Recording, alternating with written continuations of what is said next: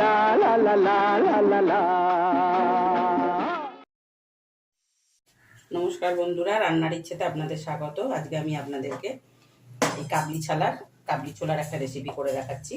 এই কাবলি ছোলা কি করে করছি, কি দিয়ে করছি, সেটাই আপনাদের সঙ্গে আমি শেয়ার করছি। আমি এটা কিন্তু 7-8 ঘন্টা ভিজিয়ে রেখেছি সকালবেলায়, আমি ওভারনাইট করিনি। আমি এখানে পরিমাণ মতন প্রেসার কুকারে জল দিয়ে দিয়েছি। এবার ছোলাগুলোকে আমি তুলে নিয়েছি, সেই যে জলে ভিজিয়ে রেখেছি সেই জলে কিন্তু আমি কিছু করছি না, ওটা ছেঁকে নিয়ে ছোলাগুলো শুধু আগে জলের মধ্যে দিয়ে দিচ্ছি।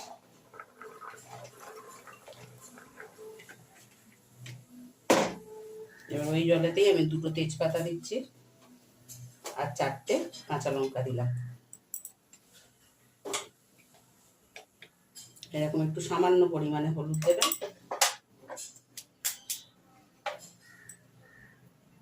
আর এরকম সামান্য নুন দেবেন। আমি শীতের সময় যে নুনটা দিচ্ছি, নুনটা কিন্তু মাথায় রেখে দেবেন আর একটু নাড়িয়ে দেবেন।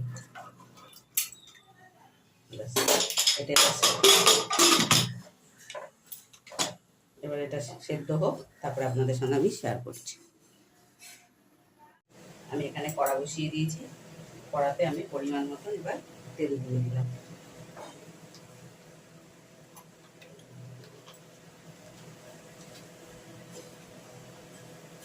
তেলটা গরম হোক একটু। তেলটা গরম হয়ে গেছে, আমি এখানে 3টে শুকনো লঙ্কা ফোড়ন দিলাম আর সামান্য একটু সাদা জিরে ফোড়ন দিলাম।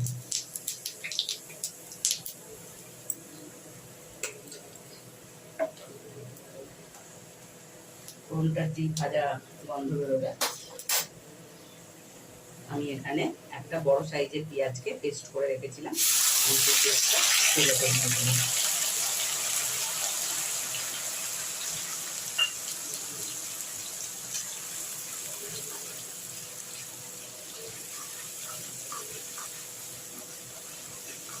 মানে আমি এখানে যেহেতু আমি 250 ছোলার করছি, কাবলি ছোলা, সেই জন্য আমি এখানে ধরুন 75 গ্রাম পেঁয়াজ আমি দিয়েছি। একটা মাপ থাকলে কি হয়, তাহলে আমি যখন 1 কেজি করবো তখন তাহলে এই মাপটা দিয়ে আমি জিনিসটা সেট করতে পারবো। সেই জন্য আমি বলে দিলাম, আমি এখানে পুরো 75 গ্রাম পেঁয়াজ আমি দিয়েছি। দেখুন আমার পেঁয়াজের কালারটা কিন্তু অলরেডি চেঞ্জ হয়ে গেছে। একবারে খুব লাল কটকটে করে নেবেন না, তাহলে কিন্তু পিতল হয়ে যাবে। আমি এখানে আমার এই ছোটো টিস্পুনের আমি চুবো 1 টিস্পুন আদা দিলাম, আর এখানে 1 টিস্পুন চুবো নয়, রসুনটা একটু কম দিলাম।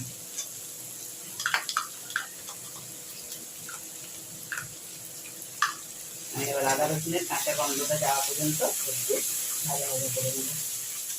আমার আদা পেঁয়াজ রসুন 3টেই একদম পারফেক্ট ভাজা ভাজা হয়ে গেছে। পেঁয়াজটা ভাজার পর আমি 2-3 মিনিট আদা রসুনটা দিয়ে ভালো করে ভাজা ভাজা করে নিলাম। তারপরে আমি এখানে কিন্তু টমেটোর পেস্ট দিইনি, আমি এখানে টমেটো কুচিয়ে রেখেছিলাম, একটা মাঝারি সাইজের টমেটো, আমি সেটাও দিয়ে দিলাম। দেখুন আমার টমেটোটাও কিন্তু মেল্ট হয়ে গেছে এর সঙ্গে একদম।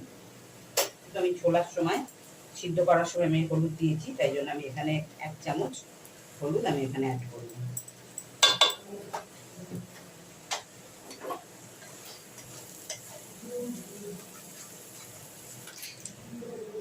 আমি চুড়ো 1 টিস্পুন আর 1/2 টিস্পুন মানে 1.5 এই কাঠের ছোট্ট চামচের 1.5 টিস্পুন আমি কাশ্মীরি লঙ্কা গুঁড়ো দিলাম। আর তার সঙ্গে সঙ্গে আমি কোনো ঝাল তো ওখানে এমন কিছু দিইনি, কাঁচা লঙ্কা আমি গোটাই দিয়েছি, তাই আমি এখানে 1 চামচ ঝাল লঙ্কার গুঁড়ো দিলাম। ঝালটা আপনারা নিজেদের পছন্দ মতনই দেবেন। এবার এটাকে আমি আস্তে করে হালকা হাতে এবার ভেজে নেব।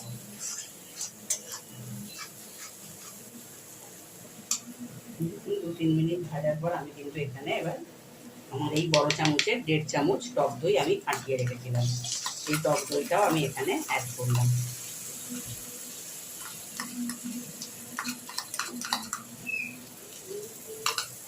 যদি অবশ্যই জানেন টক দই যখন দেবেন গ্যাসের ফ্লেমটাকে আস্তে করে রাখবেন। এবার টক দইটাকে এর সঙ্গে ভালো করে মিশিয়ে রাখবেন। দেখুন কিরকম তেল ছেড়ে দিয়েছে। এবার আমি এখানে সামান্য একটু জল অ্যাড করবো।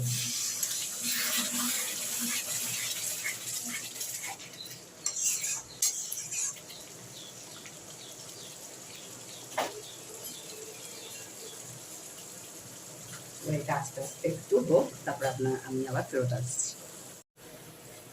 দেখুন বন্ধুরা, আমি একটু 2 মিনিট পর ফেরত এসেছি। দেখুন আমার ওপর থেকে যেই তেলটা ভেসে উঠেছে মশলার, আমি কিন্তু এখানে আমার সেই ছোট্ট কাঠের চামচের 1 চামচ আমি ধনে এখানে অ্যাড করলাম।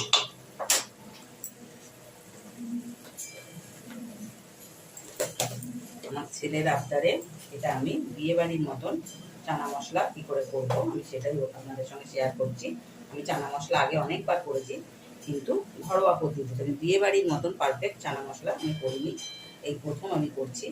আপনারাও খেয়ে দেখবেন, কিন্তু অতি ভালো হবে খেতে। এবার ধনেটা করে সঙ্গে আমি মিশিয়ে দিচ্ছি।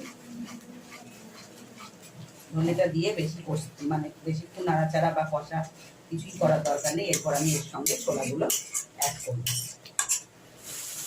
দেখুন বন্ধুরা, আমার কিন্তু সমস্ত মশলাটা একদম রেডি হয়ে গেছে। ছোলাটা সিদ্ধটা আমি দেখালাম, এই দেখুন কিরকম নরম হয়ে গেছে। আমি কিন্তু একদম ডাইরেক্ট প্রেসার কুকার থেকে আমি কিন্তু জল ছেঁকে ফেলে দেবো না, আমি কিন্তু জল শুদ্ধই হাতায় করে ছোলাগুলো এর মধ্যে অ্যাড করছি।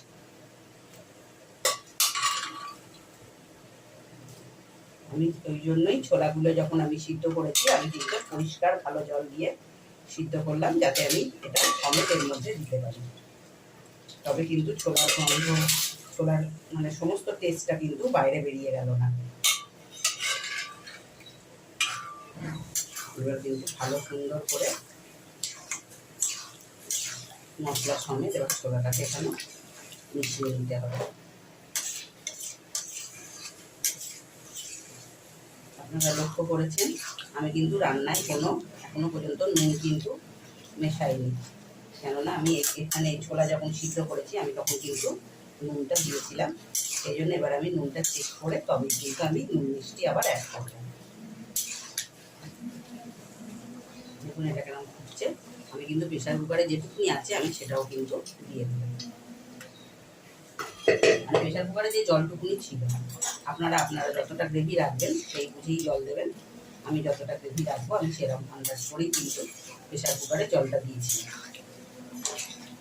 আপনারা ঠিক এই পদ্ধতিতেই একবার করে খেয়ে দেখবেন, পুরো একদম 100-100 পুরো বিয়েবাড়ির মতন হবেই হবে। এবার আমি কিছু এখানে মশলা অ্যাড করছি। আমি কিন্তু আমার সেই কাঠের সেই ছোট্ট চামচেরই এখানে বাজারে যে চানা মশলা পাওয়া যায়, সেই মশলা আমি এখানে 2 চামচ দিলাম। এই দেখুন, দুই মশলাটা না দিলে কিন্তু বিয়েবাড়ির মতন মনেও হবে না। তার সঙ্গেও আর একটা টিপ, ওখানে কিন্তু আমি আমার এই ছোটো টিস্পুনের আমি এই 1 টিস্পুন আমি এখানে টমেটো কেচাপ দিয়েছি। বিয়েবাড়িতে কিন্তু টমেটো কেচাপ ছাড়া বা এই ঠিক যে পদ্ধতিতে আমি করলাম এই পদ্ধতিতেই কিন্তু তারা একদম পারফেক্ট চানা মশলা করে। ঠিক এইরকম ফুটে উঠবে, তখনই আপনারা আপনাদের আন্দাজ মতন একটু গরম মশলা দিয়ে দেবেন। গরম মশলাটা দিয়েও একটু নাড়িয়ে চাড়িয়ে দেবেন।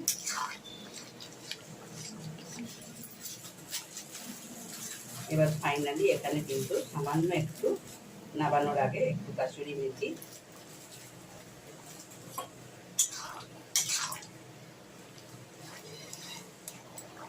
এবার দেখুন একদম ফাইনাল নাবানোর আগে আমি সামান্য একটু ধনেপাতা দিয়ে নামিয়ে নিচ্ছি। অতি অবশ্যই রান্নাটা করবেন আর খেয়ে আমাকে কমেন্টে জানাবেন কেমন হয়েছে। আমার চানা মশলা একদম রেডি, আমি আপনাদেরকে পরিবেশন করে দেখাচ্ছি।